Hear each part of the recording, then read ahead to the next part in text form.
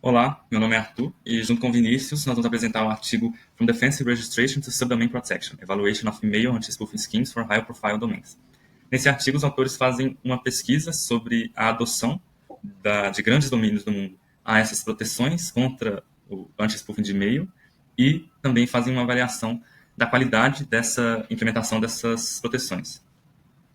Essa é a nossa agenda. A gente vai passar por essas sessões na mesma ordem que elas são apresentadas no artigo. Então, primeiro eu vou apresentar a introdução e as técnicas de anti-spoofing. Depois o Vinícius vai apresentar a metodologia, quais foram os resultados da pesquisa, o problema da autenticação trust-based, como foi a remediação dos autores que mandaram notificação aos domínios que eles identificaram com problemas na proteção, trabalhos relacionados e a conclusão. Primeiro vamos começar aqui com a introdução. Primeiro a gente precisa entender o que é um e-mail spoofing. O e-mail spoofing é a técnica de enviar um e-mail falsificando o endereço do remetente para fazer a mensagem parecer legítima. Então, nesse caso, o atacante ele consegue enviar um e-mail alterando o campo from, e quando ele altera esse campo from, ele escolhe qual endereço ele quer colocar lá. Então, ele pode colocar um endereço de uma empresa relevante, pode colocar um endereço, talvez, de alguém que você conheça, e o objetivo é enganar o destinatário, ganhar sua confiança e facilitar ataques como phishing e spam. Então, eu mesmo já recebi alguns ataques desse, que o atacante falsificou como se fosse uma empresa enviando um ataque desse, e também uma vez eu recebi um e-mail enviado de mim mesmo, com algumas ameaças, pedindo dinheiro em Bitcoin. E, nesse caso, esse é um ataque que pode facilmente enganar pessoas com menos experiência, porque é um ataque muito simples de fazer. Alterar esse campo from do e-mail não é uma tarefa difícil. E quando você abre o e-mail, muitas vezes você tem um contato da pessoa que está sendo estufada nos seus contatos, até mesmo a foto de perfil dessa pessoa vai aparecer lá para você como se ela estivesse enviando esse e-mail. Então, não tem, quando o e-mail não é identificado como spam, então ele não é rejeitado, ele chega na sua caixa de entrada, realmente parecendo um e-mail legítimo, e você precisa ver o que está falando, ter atenção aos links, para não cair em um golpe. Em 2018, vítimas nos Estados Unidos sofreram prejuízos superiores a 1,2 bilhão de dólares, segundo o Internet Crime Report. Tem dois tipos de e-mail spoofing. O primeiro tipo é quando o atacante invade ou usa indevidamente um servidor legítimo e envia e-mails falsificados a partir dele. Esse é um tipo um pouco mais sofisticado de spoofing, que geralmente o atacante altera o campo reply to ou insere links maliciosos no corpo da mensagem. E tem o tipo 2, é quando o atacante envia e-mails se passando por um domínio legítimo, mesmo sem ter acesso ao servidor da vítima. Por exemplo, falsificar suporte@empresa.com, usando o servidor e uma página falsa para roubar credenciais. E esse é o tipo que o artigo investiga, e é um tipo mais simples para um atacante conseguir fazer. Então, como você se previne, como empresa pode se prevenir desses ataques de spoofing? O protocolo de e-mail, o SMTP, não oferece proteção contra spoofing. Então, você pode alterar o campo from e enviar um e-mail de forma que o protocolo SMTP não vai bloquear o envio, não vai identificar que você alterou o campo, não vai fazer nada. Então, por isso é necessário configurar extensões de segurança, como o SPF, o DKIM e o DMARC, com regras bem configuradas no DNS do domínio legítimo. E, importante, que é o que o artigo mais vai dar ênfase, é que regras incorretas de SPF ou DMARC podem abrir brechas para ataques de spoofing bem-sucedidos. Então, a proposta do artigo é analisar a adoção das extensões de segurança SPF e DMARC e analisar as possibilidades de spoofing possibilitadas pela ausência ou má configuração de suas regras. E o diferencial desse artigo é que ele avalia principalmente subdomínios para poder que os atacantes podem usar para fazer o e-mail spoofing. Porque muitas vezes as empresas protegem seus domínios de forma robusta, mas na hora de proteger os subdomínios não configuram corretamente as regras, ou então às vezes nem configuram regras com relação a isso. As 5 contribuições que os autores destacam são essas que estão na tela. Então agora eu vou falar sobre o SPF e o DMARC. Então, o SPF é um mecanismo que permite ao dono de um domínio informar quais servidores estão autorizados a enviar e-mails em seu nome. Isso é feito publicando uma regra no DNS do domínio. E as regras informam ao servidor que recebe o e-mail quais IPs podem enviar mensagens para aquele domínio, ajudando a detectar e rejeitar e-mails falsificados. Então, quando esse e-mail chega na caixa da vítima, chega no servidor da vítima, o servidor da vítima tem que consultar no DNS do domínio de origem desse e-mail se tem uma regra SPF ou não, informando quais são os e-mails que estão autorizados, quais são os IPs que estão autorizados a enviar e-mails por aquele domínio. Então, aqui tem um exemplo de uma regra SPF. Isso aqui, essa parte indica que é uma regra SPF versão 1. Aqui indica um IP que é autorizado a enviar pelo domínio example.com, esse aqui. O include também autoriza servidores listados no SPF do domínio do Google. E esse "-all" é uma política de hard fail que qualquer servidor não listado, desses IPs, não está autorizado a enviar e-mails. Esse é um caso que o artigo investiga, em que um pequeno erro pode causar uma falha catastrófica. No caso, quem cometeu esse erro foi a Microsoft, inclusive, que ao invés de colocar "-all", colocou "+all", e aí permitia que o spoofing de e-mail ocorresse abertamente. Então, como o SPF toma decisões? Quando o e-mail chega ao servidor da vítima, ele executa a função checkHost, e essa função recebe o IP do remetente, o domínio declarado no e-mail from ou hello, e a regra SPF publicada no DNS do domínio. Com essas informações, o servidor avalia linha por linha os mecanismos da regra SPF e retorna um dos resultados seguintes. Então, pode ser PES, que o IP é autorizado a enviar e-mails, o fail, que o IP não é autorizado, o e-mail deve ser rejeitado, o soft fail, que o e-mail deve ir para a caixa de spam, e alguns outros retornos. A decisão final de entregar ou não o e-mail depende tanto do resultado do SPF quanto da política de marca configurada pelo domínio. Então, por que só o SPF não basta? Então, são esses dois motivos. Só o SPF, ele não decide sozinho se o e-mail vai ser rejeitado ou não. Então, o SPF funciona como uma recomendação. Quem vai decidir se o e-mail vai ser rejeitado ou não fica a cargo do servidor da vítima que receber esse e-mail, ou então da regra DMARC configurada por quem tem esse domínio. Então, se essa regra DMARC estiver mal configurada, o e-mail pode chegar mesmo que o SPF tenha detectado como fail. E outro motivo também é que o SPF só verifica o campo mail from. No e-mail tem dois campos de origem, o mail from e o from. O que o atacante faz o spoofing é do campo from, que é justamente o que engana o usuário. E o SPF não verifica esse campo, ele verifica só o mail from. O que vai verificar o campo from vai ser o DMARC também, por isso que é importante configurar o DMARC. Então, aqui passando pelo DMARC, o DMARC é um mecanismo que complementa o SPF, definindo políticas claras sobre como tratar e-mails suspeitos. Ele verifica se o domínio autenticado via SPF está alinhado com o domínio exibido no campo from. Então, ele vai verificar se o campo mail from, que foi autenticado no SPF, está batendo com o campo from, e caso não bata, ele decide o que fazer, caso a política do DMARC seja configurada, ou caso não seja configurada, aí essa verificação não acontece e tudo fica a cargo do servidor da vítima. Esse é um exemplo simples da regra DMARC. Então, o V indica a versão do DMARC, o P indica o que fazer quando e-mails falharem na verificação, o SP são políticas com relação ao subdomínio. Então, muitas vezes, essa é uma configuração muito importante, porque o SPF não precisa estar configurado para todos os subdomínios daquele domínio, ele pode simplesmente configurar um DMARC bem configurado, né, com essas políticas, que ele já vai rejeitar e-mails não alinhados com o subdomínio. E essa configuração de ASPF, que é o modo strict ou o modo estrito, que define se aquele e-mail do campo mail from autenticado pelo SPF deve ser ou não exatamente igual o domínio exibido no campo from do campo do e-mail. Então, essas são as ações do DMARC. Ele pode fazer nada, apenas monitore, ou ele pode colocar em quarentena, então o e-mail vai para a caixa de spam, ou pode rejeitar o e-mail completo. O SP define as políticas de subdomínio, e o SPF, ou ASPF, é um alinhamento de SPF, define se o alinhamento com from será estrito ou relaxado. Esse é um exemplo muito bom que o artigo traz, que mostra que uma configuração correta do DMARC é muito importante. Então, nesse caso, com essa regra DMARC e essa regra SPF, um e-mail que não está definido na regra SPF poderia falsificar, fazer um spoofing de e-mails em nome do exam.com ou com qualquer outro subdomínio, existente ou não, e vai caber ao servidor da vítima decidir o que fazer, porque não tem regra do DMARC estrita. Nesse caso, a regra aqui é relaxada e ele não faz nada com e-mails que falharam na verificação. Por outro lado, mudar para enviar os e-mails que falharem para o spam, rejeitar e-mails de subdomínio e colocar uma política estrita, vai fazer com que o servidor da vítima marque como spam e-mails que não passaram no SPF e rejeite todos os e-mails provenientes de subdomínios diretamente no SMTP. Então, as principais ameaças que acontecem nesse caso são o SPF mal configurado, em que isso aconteceu com a própria Microsoft, abuso de subdomínio, porque muitas vezes as empresas não configuram corretamente as regras do DMARC e não configuram o SPF para seus subdomínios, então acaba acontecendo do atacante conseguir realizar ataques com subdomínios mal configurados e até mesmo subdomínios inexistentes, e um SPF estaticamente incorreto também é uma ameaça. Isso é mais destacado na seção 5 do artigo. Agora vamos entrar na metodologia. Vou explicar como os autores coletaram e processaram os dados para chegar nos resultados da análise dos domínios. O primeiro passo foi definir o alvo da pesquisa. O objetivo era analisar domínios de alto perfil em escala global, e para isso o estudo utilizou a lista da Alexa para coletar os 500 sites mais visitados de 139 países diferentes.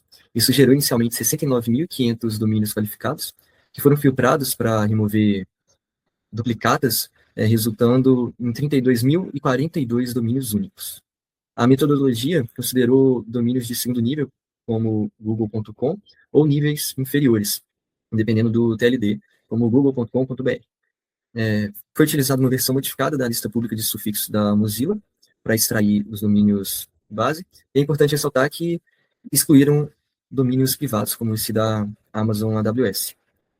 O dataset final, chamado de Top 500 List, ficou composto por aproximadamente 14 mil domínios tradicionais, 14 mil domínios de código de país e 1.000 novos domínios GTLDs. O segundo grupo de dados foca nos domínios registrados defensivamente. Eles são domínios que as empresas compram, mas não necessariamente para usar, mas para proteger a marca contra abusos. A metodologia aqui foi, primeiro, para cada domínio da lista Top 500, eles geraram variações usando todos os TLDs possíveis. Então, se tinha, por exemplo, paypal.com, eles geraram paypal.net, paypal.in e outros. Depois, eles geraram variações com erro de digitação, usando técnica de inserção, exclusão e substituição de caracteres. Isso gerou mais de 145 milhões de nomes. E, em seguida, eles fizeram uma varredura de DNS usando ZDNS e filtraram apenas aqueles que realmente respondiam, que eram válidos. E sobrou pouco mais de 1 milhão de domínios. Para confirmar se um domínio era realmente um registro defensivo da empresa original, ele precisava atender pelo menos uma de 3 condições, que era ou ter o mesmo IP, ou o mesmo servidor de nome, ou redirecionar para o domínio principal. E depois, após remover domínios estacionados e rastreadores, o dataset final de domínios defensivos ficou com 55.059 domínios. A terceira parte da coleta de dados foca nos subdomínios, porque frequentemente os ataques exploram níveis inferiores do DNS. Então, eles utilizaram a API da Spice. Os autores coletaram subdomínios de primeiro nível para cada entrada da lista Top 500, excluindo www e servidores de nomes. Isso gerou mais de 212 mil subdomínios.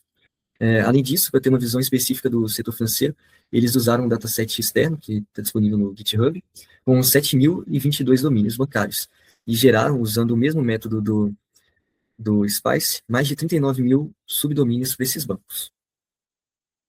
Agora a gente vai entrar nos resultados da pesquisa, e para dar uma visão geral, foram utilizados mais de 32 mil domínios de alto nível e 55 mil domínios defensivos.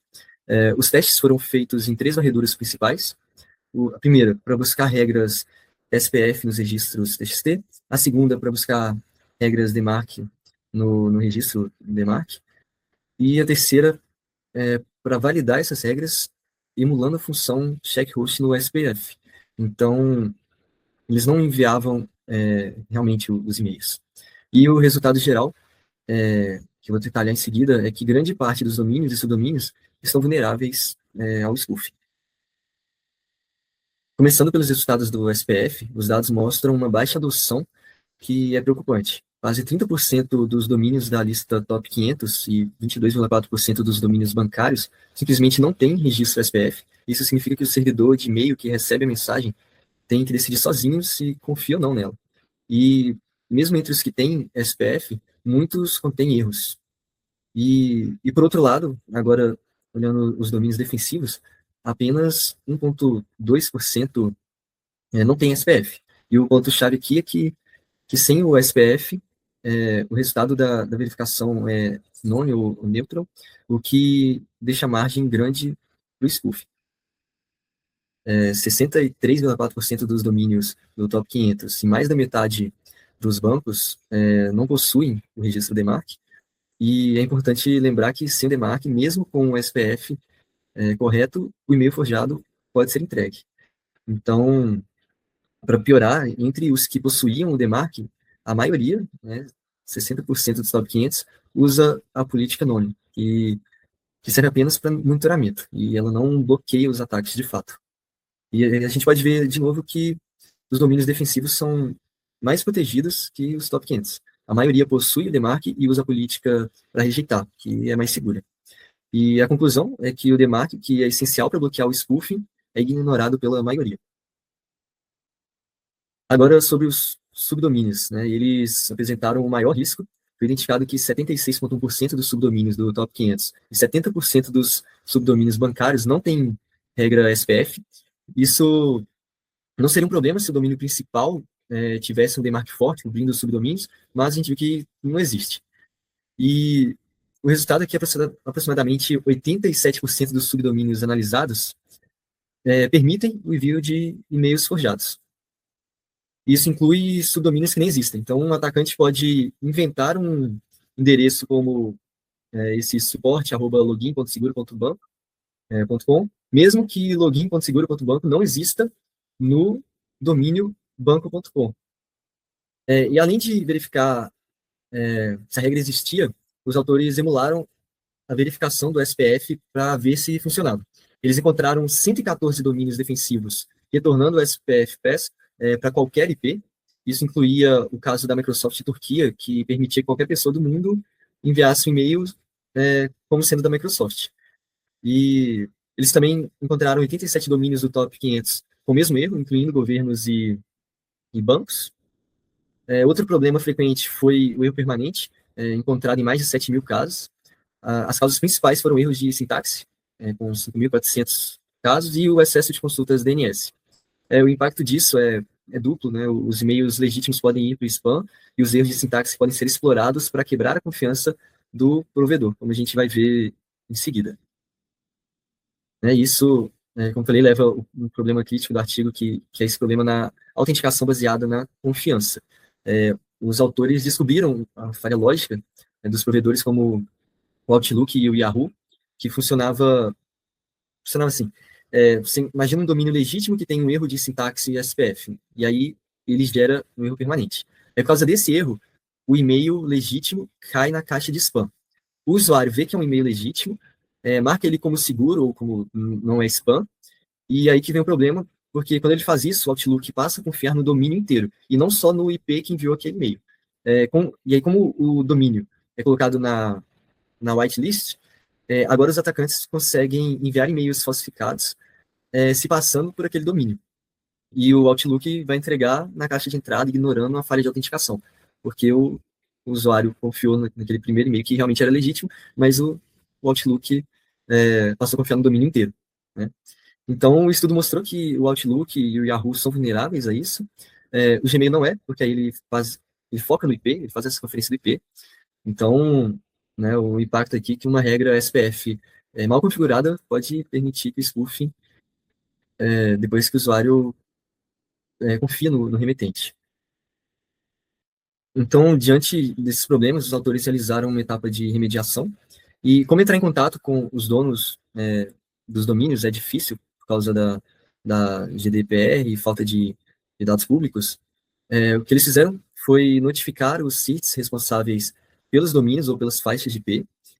Foram enviadas 128 notificações cobrindo mais de 7.600 domínios vulneráveis. O resultado foi positivo. Em 5 dias, 160 domínios corrigiram suas configurações. Em destaque para o SERT do governo dos Estados Unidos, que corrigiu 50 domínios. E o caso da Microsoft Turquia também foi resolvido após um contato direto dos autores.